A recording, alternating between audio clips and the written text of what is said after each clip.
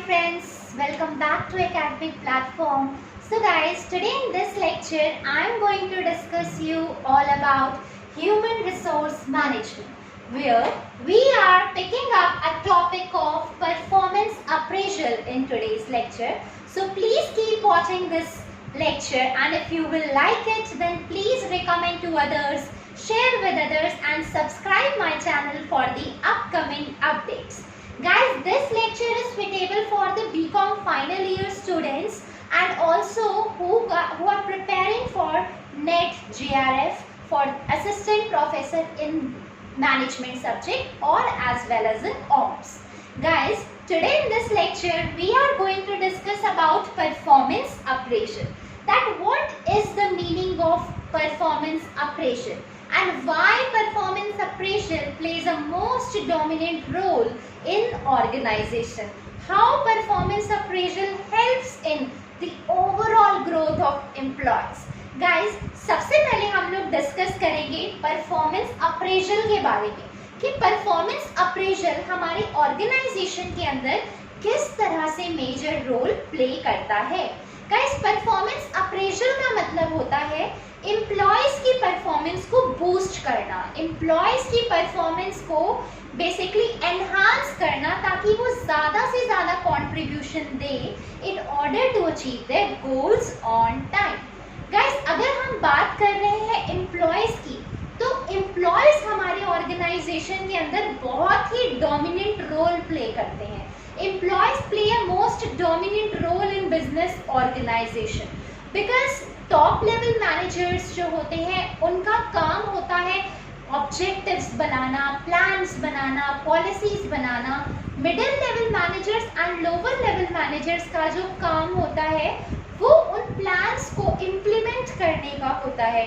तो guys, employees हमारे organisation के अंदर एक इतना इम्पोर्टेंट रोल प्ले करते हैं because they are considered to be the fixed assets for an organisation.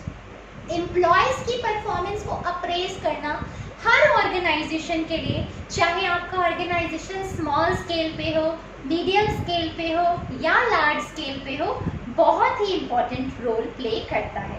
Guys, employees अगर हमारे ऑर्गेनाइजेशन के लिए बहुत अच्छा काम कर रहे हैं, एफर्ट्स कर रहे हैं, गोल्स को अचीव करने के लिए हेल्प कर रहे हैं, तो गाइस हमारी भी जिम्मेदारी, हमारी भी कुछ रिस्पॉन्सिबिलिटीज अपने एम्प्लॉयज की तरफ होती है कि आप उनको टाइम पे सैलरी प्रोवाइड करिए, आप उनको training and development sessions provide करिए ताकि वो ज़्यादा से ज़्यादा कॉन्ट्रीब्यूशन करें in order to achieve their goals on time.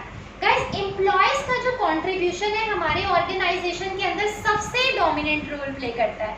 तो आज का जो हमारा ये लेक्चर है, आज जो हम टॉपिक डिस्कस करने वाले हैं वो परफॉर्मेंस अप्रेजल के ऊपर है. गाइस, परफॉर्मेंस अप्रेजल का मतलब होता है किसी की परफॉर्मेंस को इंक्रीज करना, एनहांस करना. अब आप ये कैसे कर सकते हैं? Let us take an example. आप सब लोग स्टूडेंट्स हैं, आप सब लोग मुझे सुन रहे हैं, आप लोग स्टूडेंट्स हैं. सपोज मान लीजिए आप किसी कॉम्पिटिटिव लेवल की तैयारी कर रहे हैं और अगर आपके टीचर्स टाइम टू टाइम आपकी परफॉर्मेंस को मॉनिटर नहीं कर रहे through the help of test, through the help of some quiz sessions in your classroom, then what will happen? उनको पता ही नहीं चलेगा कि आपने कितनी प्रिपरेशन की है, उनको पता ही नहीं चलेगा कि आप किस लेवल पर हैं. तो गाइस, एम्प्लॉयज की भी हमें क्या करनी पड़ती है? परफॉर्मेंस को अप्रेज करने के लिए उनको मॉनिटर करना पड़ता है. एम्प्लॉयज को मॉनिटर करने के लिए हमें एफर्ट्स लगाने पड़ते हैं in order to achieve the goals on time. Guys, employees में हमारा सबसे ऑर्गेनाइजेशन के अंदर सबसे इम्पोर्टेंट रोल क्या रहता है कि आप उनको प्रॉपर ट्रेनिंग दें, आप उनको डेवलपमेंट अपॉर्चुनिटीज प्रोवाइड किए, आप उनको ओरिएंटेशन सेशंस कंडक्ट करिए, इंडक्शन सेशंस कंडक्ट करिए ताकि उनकी परफॉर्मेंस रेज हो, उनकी परफॉर्मेंस बहुत ज़्यादा इंक्रीज हो. तो गाइस, दैट इज व्हाई कि आप अपने ऑर्गेनाइजेशन के अंदर गोल्स को अचीव कर पाए. गाइस, ऑर्गेनाइजेशन के अंदर गोल्स सबसे मैटर करता है, बिजनेस के अंदर गोल्स सबसे ज़्यादा मैटर करता है बिकॉज बिजनेस किया ही जाता है गोल को अचीव करने के लिए. तो गाइस, परफॉर्मेंस अप्रेजल मीन्स कि अगर आपके एम्प्लॉयज अच्छा काम कर रहे हैं तो आप उन्हें रिवॉर्ड्स दीजिए, आप उनको कॉन्ग्रेचुलेट करिए, आप कुछ ना कुछ ऐसी चीज़ें ऑर्गेनाइज करिए जिससे हमारे एम्प्लॉयज़ की परफॉर्मेंस और ज़्यादा एनहांस हो और ज़्यादा से ज़्यादा उनको एप्रिसिएशन मिले। ऐसा मत करिए कि अगर एम्प्लॉयज़ अच्छा काम कर रहे हैं तो आप उनको कहीं ना कहीं इग्नोर कर रहे हैं, उनकी परफॉर्मेंस को इग्नोर कर रहे हैं, because this is not the sign and this is not the quality of an efficient business manager. तो गाइस, परफॉर्मेंस अप्रेजल आप कई तरह से कर सकते हैं। लेट अस टेक एन एग्जांपल, आपने अपने एम्प्लॉय को प्रमोट किया, उनका कंपनसेशन लेवल बढ़ा दिया, उनको रिवॉर्ड्स दिया, सर्टिफिकेट्स दिए, तो इस तरह से हम उनकी परफॉर्मेंस को बूस्ट कर सकते हैं। और अगर आप ऐसा नहीं कर रहे हैं तो डे टू डे उनकी परफॉर्मेंस डिक्लाइन हो सकती है, उनका आउटपुट जो है वो उतना अच्छे से वो लोग नहीं प्रोड्यूस करेंगे जितना वो अब तक करते आए हैं। तो guys, that is why employees की परफॉर्मेंस हमारे ऑर्गेनाइजेशन के अंदर बहुत ही इंपॉर्टेंट रोल प्ले करती है। तो गाइज, परफॉर्मेंस अप्रेजल की वजह से आप अपने ऑर्गेनाइजेशन के अंदर इफेक्टिवनेस एंड एफिशिएंसी, इफेक्टिवनेस को भी आप इंक्रीज कर सकते हैं एंड साइड बाय साइड आप एफिशिएंसी को भी इंक्रीज कर सकते हैं। गाइज, इफेक्टिवनेस में जो कंसर्न होता है, दैट मीन्स आपका एक पर्टिकुलर टास्क होता है, उस टास्क को आपको ऑन टाइम कंप्लीट करना होता है। जैसे सपोज मान लीजिए आपको एक महीने के अंदर अंदर 10,000 यूनिट्स ऑफ प्रोडक्शन करना है गुड्स की। अगर आपने ये टास्क टाइम पे कंप्लीट कर दिया, that means you are effective. आप अपने बिजनेस के अंदर, आप अपनी ऑर्गेनाइजेशन के अंदर बहुत ही इफेक्टिवली काम कर रहे हो। इसका मतलब आपने टास्क ऑन टाइम कंप्लीट किया, that means you are very effective employee. Guys, उसी तरह से एफिशिएंसी जो है हमारे ऑर्गेनाइजेशन के अंदर भी बहुत ही मेजर रोल प्ले करती है। एफिशिएंसी में हमारा जो कंसर्न होता है वो completion of task on time, यानी आपका टास्क भी टाइम पे कंप्लीट हो प्लस मिनिमम कॉस्ट पे हो। मिनिमम कॉस्ट का मतलब गाइस ये होता है कि इसमें किसी भी तरीके का डुप्लीकेशन ऑफ एफर्ट्स ना आए, आपके रिसोर्सेज का प्रॉपर यूटिलाइजेशन हो, आपका टास्क भी टाइम पे कंप्लीट हो, रिसोर्सेज का यूटिलाइजेशन भी हो और साथ के साथ आपकी कॉस्ट भी कम लगे। गाइस, दैट इज व्हाई इसी वजह से हमारे एम्प्लॉयज की जो परफॉर्मेंस होती है वो हम रेज करते हैं, उन्हें हम अप्रेज करते हैं। That is why performance appraisal plays a most dominant role in our organisation. साथ के साथ हमें क्या करना चाहिए, सपोज मान लीजिए आप एक ऑर्गेनाइजेशन के अंदर मैनेजर हैं, चाहे आप गवर्नमेंट ऑर्गेनाइजेशन में हैं चाहे प्राइवेट ऑर्गेनाइजेशन में हैं, आपको चीज़ों को मैनेज करने का ढंग आना चाहिए।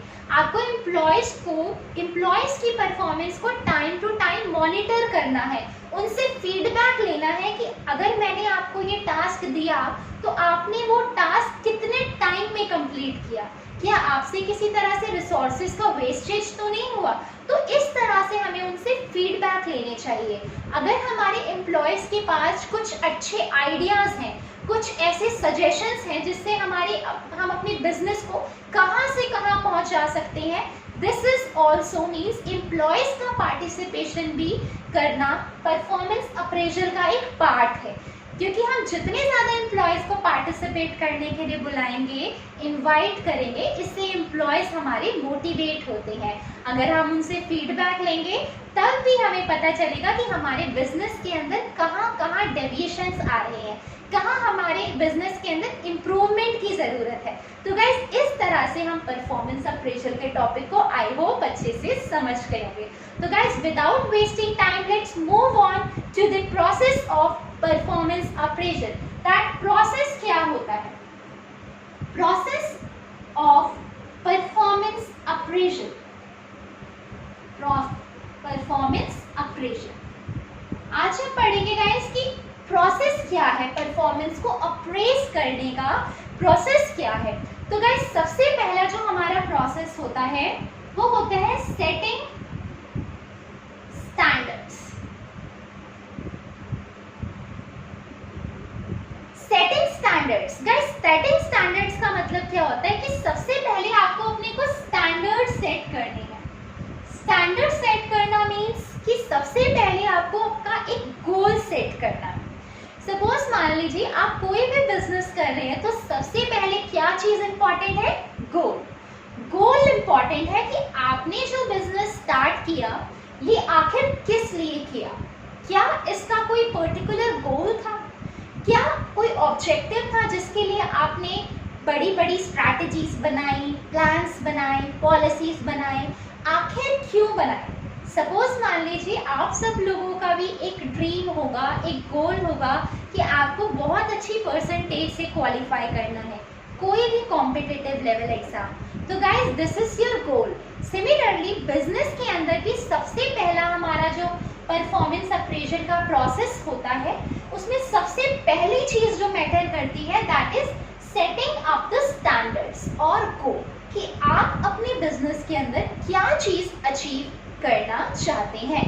Setting up of standards and goals play a most dominant role in business organisation. Guys इसके बाद हम लोग क्या करते हैं, इसी गोल को कम्युनिकेट करते हैं अपने एम्प्लॉयज के साथ। Communicate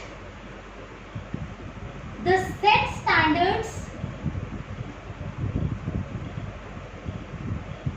to employees.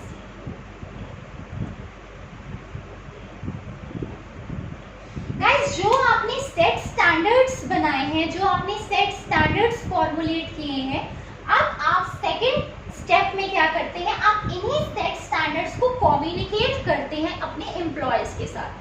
सपोज मान लीजिए आप हमारे ऑर्गेनाइजेशन में मीटिंग्स होती हैं, एक मीटिंग होती है एजीएम जिसे हम एनुअल जनरल मीटिंग कहते हैं, जो साल में एक बार कंडक्ट होती है। सिमिलरली एक ईजीएम भी कंडक्ट की जाती है जिसे हम कहते हैं एक्स्ट्रा ऑर्डिनरी जनरल मीटिंग, जो हर 6 महीने बाद यानी साल में 2 बार कंडक्ट की जाती है।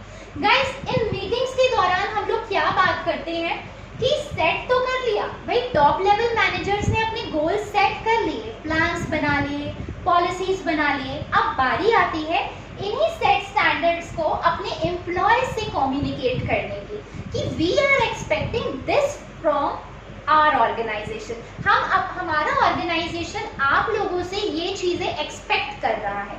गाइस एम्प्लॉयज को भी तो पता होना चाहिए ना कि आप लोग क्या एक्सपेक्ट कर रहे हो उनसे।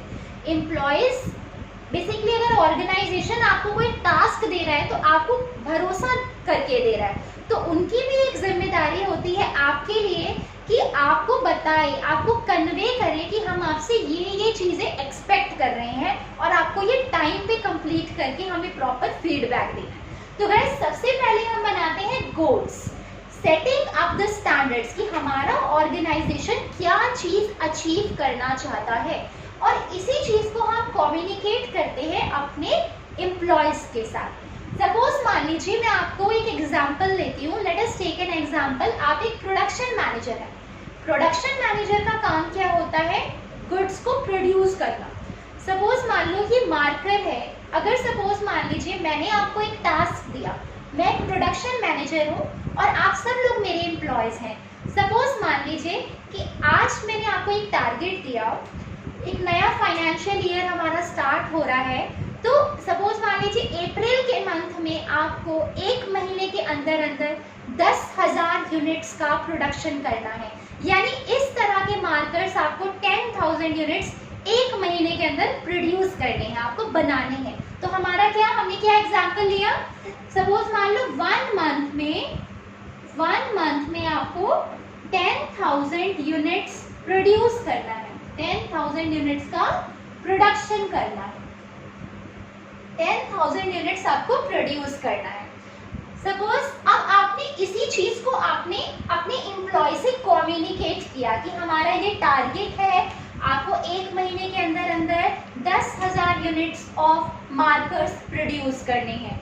तो यहाँ क्या किया प्रोडक्शन मैनेजर ने, सबसे पहले एक टीम बनाई, मीटिंग्स ऑर्गेनाइज की, और उस मीटिंग के अंदर उन्होंने ये डिसाइड किया कि हमें 10,000 यूनिट्स 1 महीने के अंदर प्रोड्यूस करना है, और इसी टारगेट को उन्होंने अपने एम्प्लॉयज के साथ शेयर किया, कन्वे किया कि आपको ये टारगेट कंप्लीट करना है on time, because this is the goal कि आपके पास 1 महीना है और इस 1 महीने के अंदर अंदर आपको इतनी प्रोडक्शन करनी है।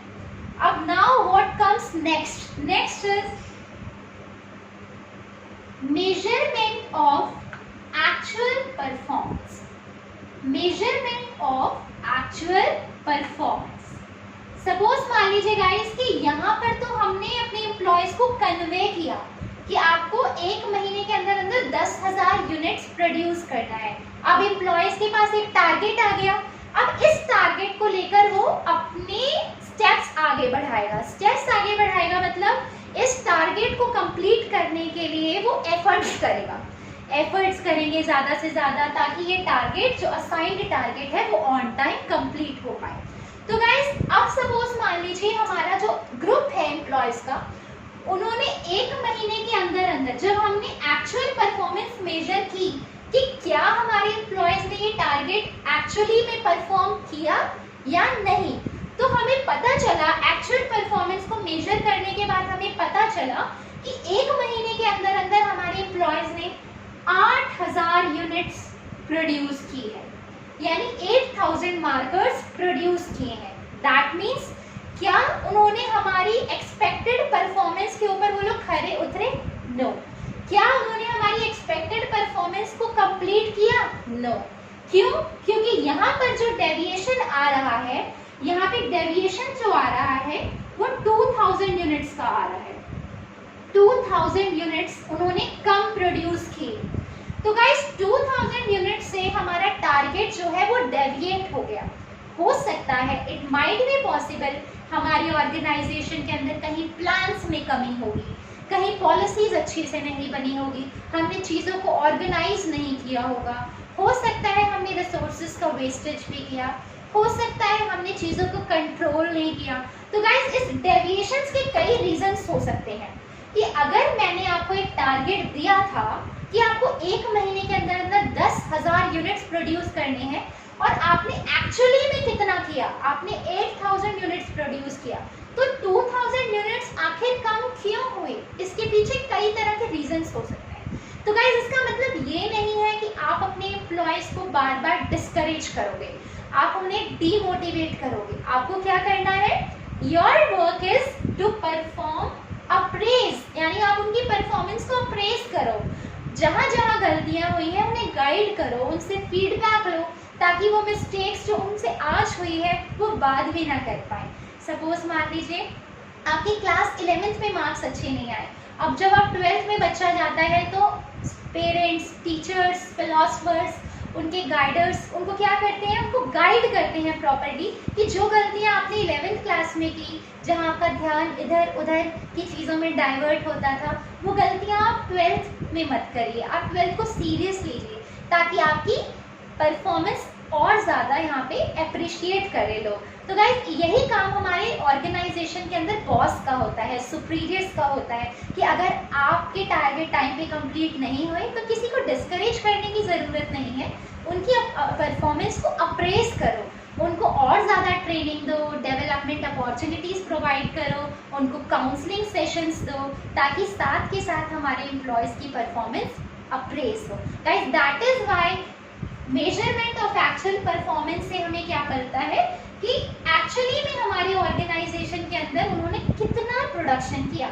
यानी ये चीज़ क्या है? This is our expected performance कि एक महीने के अंदर अंदर 10,000 यूनिट्स प्रोड्यूस करना था, ये हमारी एक्सपेक्टेड परफॉर्मेंस थी. पर एक्चुअल परफॉर्मेंस जो थी वो हमने 8,000 किया. अब हम क्या करेंगे? कंपेयर करेंगे. कंपेयरिंग एक्सपेक्टेड परफॉर्मेंस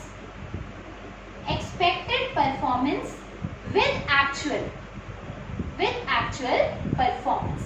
गाइस यहाँ पर हम लोग क्या कर रहे हैं? एक्चुअल परफॉर्मेंस को एक्सपेक्टेड परफॉर्मेंस से मेजर करेंगे. यानी टारगेट था 10,000 यूनिट्स का, हुए 8,000, तो 2,000 यूनिट से क्या हुआ? डेविएशन हुआ. यहाँ हमने कंपेयर किया कि 10,000 यूनिट्स का हमारा टारगेट था पर एक्चुअली में जो हमारा रिजल्ट आया वो 8,000 आया. तो हमारे 2,000 यूनिट से प्लान्स जो है वो डेविएट हो जाते हैं. तो यहाँ हमने कंपैरिजन किया अपनी एक्सपेक्टेड परफॉर्मेंस को ध्यान में रख के एक्चुअल परफॉर्मेंस का. तो गाइस अब हम क्या करेंगे? अब हम लोग करेक्टिव एक्शंस लेंगे. करेक्टिव एक्शंस लेंगे। करेक्टिव एक्शंस मतलब हम कुछ ऐसे स्टेप्स उठाएंगे जिससे ये गलतियां हम दोबारा ना करें। इसके लिए हमें कुछ करेक्टिव मेजर्स उठाने पड़ेंगे। आपका टारगेट था 10,000 यूनिट्स, आपने जो एक्चुअल परफॉर्मेंस किया वो 8,000 यूनिट्स किया। अब जो डेविएशन आया वो 2,000 यूनिट से आया, यानी 2,000 यूनिट्स ऑफ मार्कर आपने कम प्रोड्यूस किए। तो अब आपको इसके पीछे के रीजंस ढूंढने हैं। आपको यही चीज अपने एम्प्लॉयज के साथ कम्युनिकेट करनी है कि आखिर अगर ये कमी आई तो क्यों आई। क्या आपके एम्प्लॉयज जो है वो ठीक से काम नहीं कर रहे? Are they not effective? Are they not efficient workers? तो सब इसीलिए हम लोगों को करेक्टिव एक्शंस लेने पड़ते हैं। गाइस, कई सारे ऐसे ऑर्गेनाइजेशंस भी होते हैं कि सपोज मान लीजिए उनके प्लान्स डेविएट कर जाते हैं। सपोज मान लीजिए कुछ ऐसे ऑर्गेनाइजेशंस भी होते हैं कि उनके प्लान्स जो है वो डेविएट कर जाते हैं। तो डेविएट करने के बाद क्या इसका रिजल्ट होता है कि चलो कोई बात नहीं यार, 10,000 यूनिट्स का टारगेट था, 8,000 यूनिट्स आ गए, अब आगे देखेंगे क्या होता है। Guys, this is not the quality of a good business manager. एक गुड बिजनेस मैनेजर की सबसे अच्छी क्वालिटी क्या होती है कि अगर हमारे बिजनेस के अंदर ये कमी आई है तो इस कमी को हम कैसे दूर कर सकते हैं। So we need to take some corrective actions over it. We need to make proper plans, proper policy. Things should be organized in well manner, only then we can able to achieve the target on time. तो guys, corrective actions means कुछ ऐसे steps उठाना जिससे वो चीजें, वो deviations दोबारा ना हो। तो guys, ये था हमारा आज का टॉपिक जहाँ हमने डिस्कस किया परफॉर्मेंस अप्रेजल के बारे में। How performance appraisal plays a most dominant role in business organization, and here we had discussed about process of performance appraisal. ये हमारे 5 स्टेप्स होते हैं, 5 सीरीज होती है जो कि हमेशा क्रोनोलॉजिकल ऑर्डर में ही होगी। इसको आप बार बार शफल नहीं कर सकते, ऊपर नीचे किसी को नहीं करना। It should be in a systematic process. Guys, आपको किसी भी तरह की कोई भी क्वेरी है तो आप नीचे कमेंट बॉक्स में मैसेज करके पूछ सकते हैं। तो गाइस, प्लीज कनेक्ट रहिए, शेयर करिए ये वीडियो अगर आपको पसंद आई है अपने फ्रेंड्स के साथ, and please press the bell icon for subscribing my channel.